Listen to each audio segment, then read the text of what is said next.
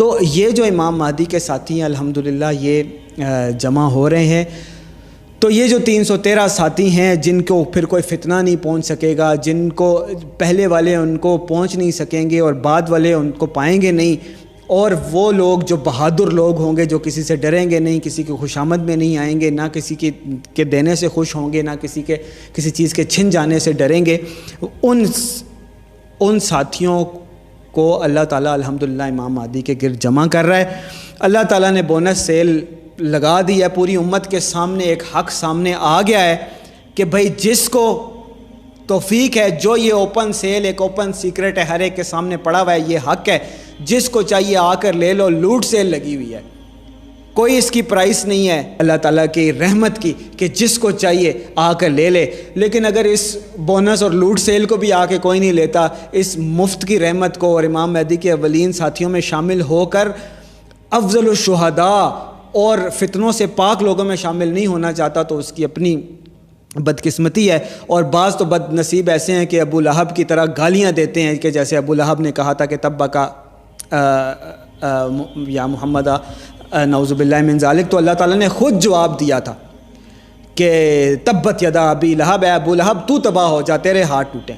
तो इमाम महदी को भी यही दिखाया गया है कि जो लोग मोहम्मद कासिम को बुरा भला कहते हैं, गालियाँ देते हैं, बदजुबानी करते हैं, गुस्ताखी करते हैं, अगर वो तौबा भी कर लें तो क़यामत वाले दिन रसूलुल्लाह सल्लल्लाहु अलैहि वसल्लम उनको ऐसे गिरबान से पकड़कर झंझोड़ते हैं कि तुम्हारी जुर्रत कैसे हुई कि तुमने मेरे बेटे के बारे में ऐसे अल्फाज कहे। तो जो लोग ऐसे बातें कर रहे हैं उनके लिए वार्निंग है।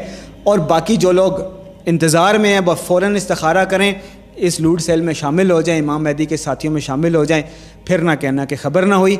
और ये एक सिलसिला है जो आप देखेंगे कि जिन लोगों ने इमाम महदी के इस पहले जलसे में शिरकत की है, उन्होंने फिर अपने तसरात का भी इजहार किया है, उन्होंने एक्सप्लेन भी किया है कि हम कैसे इस हक़ तक, खैर तक पहुँचे, हमें कैसे पता चला कि यही हक़ है और यही इमाम महदी होंगे। तो ये एक पूरी सीरीज़ है जो आप देखते रहेंगे। वन बाय वन हम आपको मुख्तलिफ़ इमाम महदी के जो 313 साथी शामिल हो रहे हैं, उनकी जो राय है, उनका जो पर्सपेक्टिव है, आपके सामने प्रेजेंट करते रहेंगे। नहमदुहु व नसल्ली अला रसूलिल करीम, अम्मा बाद, फ़ाऊज़ु बिल्लाहि मिनश शैतानिर रजीम, बिस्मिल्लाहिर रहमानिर रहीम। आपका होस्ट साकिब इनायतुल्लाह। आज हम एक और हमारे भाई के साथ, अस्सलाम वालेकुम फ़ज़ल, कैसे हैं? अल्हम्दुलिल्लाह, बहुत शुक्रिया आपके टाइम का। अच्छा, जैसे हमने सिलसिला पहले रखा है और हम लोगों से उनकी राय और उनका एक्सपीरियंस पूछ रहे हैं, आज फ़ज़ल से भी हम पूछते हैं। फ़ज़ल, थोड़ा बताएं आप कि सैयद मोहम्मद कासिम बिन अब्दुल करीम के ख्वाबों तक आप कैसे पहुँचे, आपका क्या एक्सपीरियंस रहा अभी तक? ये सब मेरा तकरीबन आज से 22 साल पहले का एक्सपीरियंस है ये। अच्छा जी। आज से 22 साल पहले एक हमारे दोस्त हैं, तो अब वो पर्दा विसाल कर चुके हैं 2003 में। अच्छा। तो विसाल से पहले हमारे साथ उनकी दोस्ती थी और मतलब वो एक रूहानी शख्सियत थे। अच्छा जी हाँ, ठीक है। तो उन्होंने हमें ये कहा था कि फ़ज़ल आप जो है ना, जो है आखिर ज़मान इमाम महदी अलैहिस्सलाम उनके साथियों में से हो। तो मेरे लिए हाँ जी, ये बात बड़ी शॉकिंग थी। अच्छा, मतलब ये कैसे मुमकिन है? हम समझ रहे थे कि मतलब सदियों बाद कोई बुज़ुर्ग आएंगे, तो बहुत ही बड़ा टाइम पड़ा है, बड़ा टाइम पड़ा है, अच्छा। तो ये अभी क्या तो ये सारे मामला, तो मेरे लिए बड़ी हैरानकुन बात थी कि ये कैसे मुमकिन होगा। तो मतलब उनके मामलात ऐसे थे कि बहुत से हमारे और भी दोस्त थे जो उनके पास होते थे, मतलब आखिर ज़मां के मुतालिक, जैसे दज्जाल है, ये ख्वाब में आ जाता था। वो बातें हाँ जी, बताते मतलब थे हमसे, मेरे भी ख्वाब में पर्सनली भी दज्जाल भी आया। अच्छा। तो मैंने देखा कि मतलब एक बहुत बड़ी एक ताकत है वो। सही है। पहले छोटी छोटी ताकतें उनसे मैं लड़ता हूँ, तो इतनी बड़ी वो ताकत थी, इतनी बड़ी वो तारीकी थी कि मतलब मेरे लिए एक बड़ी हैरानकुन बात थी कि इतनी बड़ी ताकत है। और फिर मैंने सवाल किया उनसे उस वक्त बुज़ुर्गों से। अच्छा। तो कि मतलब ये इतनी बड़ी ताकत है तो ये तो फिर बहुत जल्द दुनिया में ज़ाहिर होने वाला है, जो मतलब मैंने खुद देखा। सही है। तो उन्होंने उस वक्त कहा था कि ये तकरीबन 2015 के करीब ये जो है ना वो कुछ करेगा, जितनी ये ताकत पकड़ रहा है। अच्छा। तो फिर मतलब दो क्वेश्चन मेरे अंदर थे। एक तो इमाम आखिर ज़मां के बारे में, ठीक है, कि कि मैंने उनकी ज़ुबान से कभी झूठ नहीं सुना था। वो जो बुज़ुर्ग हैं माशाअल्लाह, हज़रत सैयद मोहम्मद साजिद अली कलंदर रहमतुल्लाह अलैह, उनका इसमें ग्राम और फैसलाबाद से बिलोंग करते थे। 2003 में उनका विसाल हुआ। तो मेरे अंदर ये क्वेश्चन था कि ये हो के रहना है, जो उन्होंने कहा है वो कब पूरा होगा। अच्छा। तो मेरे अंदर इंतज़ार था इस चीज़ का। सही है। तो मैं उस वेट में था। और फिर दूसरी बात जो 2015 वाली थी, फिर एक्चुअली ये हुआ कि कासिम भाई के ख्वाब वो मैंने इंटरनेट पे सुने, और फिर उसमें 2015 का एक ख्वाब जो है ना उन्होंने वो शेयर किया था कि ऐसे वो मतलब देखते हैं कि दज्जाल अपनी फुल ताकत में आ गए। ठीक है। और कासिम भाई जो है ना तलवार से उस पर हमला करते हैं और उसे ना नीचे तक दफन कर देते हैं, ये कहते हुए कि ये अब जो अमन का टाइम है, अगर ये ताकत पड़ के ज़ाहिर हो गया तो वो अमन का टाइम तो नहीं आएगा, वो कैसे आएगा। तो फिर मुझे समझ आई कि ये 2015 के करीब जो वाक़या होना था, इट मीन्स कि वो जिस शख्सियत ने मतलब अब हमला किया, क्योंकि मैंने वो देखा था ख्वाब में, मैंने कहा वो तो आम शख्सियत हो ही नहीं सकती। अच्छा। ये वो ही शख्सियत तो नहीं जिसके बारे में मुझे कहा गया था। अच्छा। तो फिर मेरा ये तजस्सुस बढ़ा कि इनको फिर मैंने। और ये 2015 में देखा था आपने? ये तकरीबन ये जो मैंने पढ़ा था ये तकरीबन 2020 के करीब मैंने पढ़ा। अच्छा, सही। हाँ जी। और इसके बारे में लेकिन ये कि 2016-17 से मैं ख्वाब अच्छा देख रहे थे, वो सुन रहा था। लेकिन जब ये ख्वाब गुजरा फिर मेरी जो है ना वो दिलचस्पी बढ़ी इसमें। ठीक है। कि ये कोई आम शख्सियत नहीं है कासिम भाई, ये कोई ख़ास शख्सियत है। फिर इनके ख्वाबों के बारे में जितने भी अंबिया कराम हैं, वो हज़रत ईसा अलैहिस्सलाम, हज़रत मूसा, हज़रत सुलेमान अलैहिस्सलाम, असहाबे कहफ जो आखिर ज़मान, और दज्जाल के बारे में, याजूज मजूज, मैंने कहा ये कौन सी शख्सियाँ हैं जिनको सारी की सारी निशानियाँ आखिर ज़मान की जो है ना वो बताई जा रही हैं। आखिर कोई ज़माने में बड़ा सर्च किया, बड़े लोगों को मिले, ज़ाहिर बात एक तजस्सुस था कि ये कितने वो आखिर होना तो है, वो शख्सियत हैं तो सही, वो मिलेंगी, तो वो यकीन था। लेकिन कोई भी मतलब आज तक नहीं मिला। फिर इस चीज़ का यकीन कामिल हो गया बग़ैर किसी शक के कि यही वो हस्ती हैं कि जिनके बारे में हमें कहा गया था। माशाल्लाह। तो फिर लेकिन ये कि जब तक मैं पर्सनली जो है ना, अच्छा हाँ, मैंने कहा जब तक मैं इन पर्सन भी इनको मिलूँगा उस वक्त तक जो है ना वो बात नहीं करूँगा किसी से भी। अच्छा, तो मुलाकात कब हुई है? तो फिर जब मुलाकात हुई तकरीबन आज से 2-3 माह पहले। अच्छा, माशाल्लाह जी, अल्हम्दुलिल्लाह बड़ी दुआएं की। हाँ जी। अच्छा, पहले तो कोशिश में लगा रहा ना। अच्छा। तो कोशिश लगे रहे लेकिन मुलाकात नहीं। फिर मैंने एक दिन जो है ना नमाज के बाद बहुत दुआ अल्लाह से, अल्लाह की बारगाह में मैंने कहा या अल्लाह मैं अपनी ताकत से नहीं मिल सकता। अल्लाह। जहाँ तक मतलब ये मुझे इस राज का पता चल गया तो ये अब ये फिर मतलब इतना आसान नहीं होगा, तेरी मदद के बगैर नहीं ये काम हो। ये कोई आम बात नहीं। तो या अल्लाह मैं जो है ना विड्रा करता हूँ, मैं अपनी ताकत से नहीं मिल सकता, बस तू ही ले जाए। बस तू मुझे अपनी जनाब से जो है ना ऐसे वसाइल पैदा फरमा के मैं इन तक पहुँच जाऊँ। अच्छा, माशाल्लाह। फिर अल्हम्दुलिल्लाह फिर चंद दिन गुजरे, अल्लाह पाक ने वसाइल पैदा फरमाए, उसकी मेहरबानी। फिर जब मैं इन पर्सन मिला फिर मेरी कुछ इनकी कैफियत जो है ना वो शेयर हुई।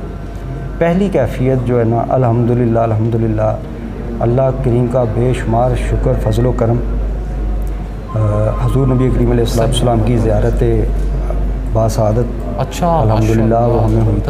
हाँ जी। और वो हुई थी एक कह लें एक मुराकबा की हालत में, गनूदगी की हालत में था। अच्छा। और आप अलैहिस्सलाम की चेहरा अक़दस की ज़ियारत हुई। और फिर जो आप अलैहिस्सलाम की जो चश्माने करीमाना है, आपकी जो नज़रों में वो ताकत और वो नशीला एक ऐसी कैफियत है कि इंसान जो है ना वो बयान नहीं कर सकता।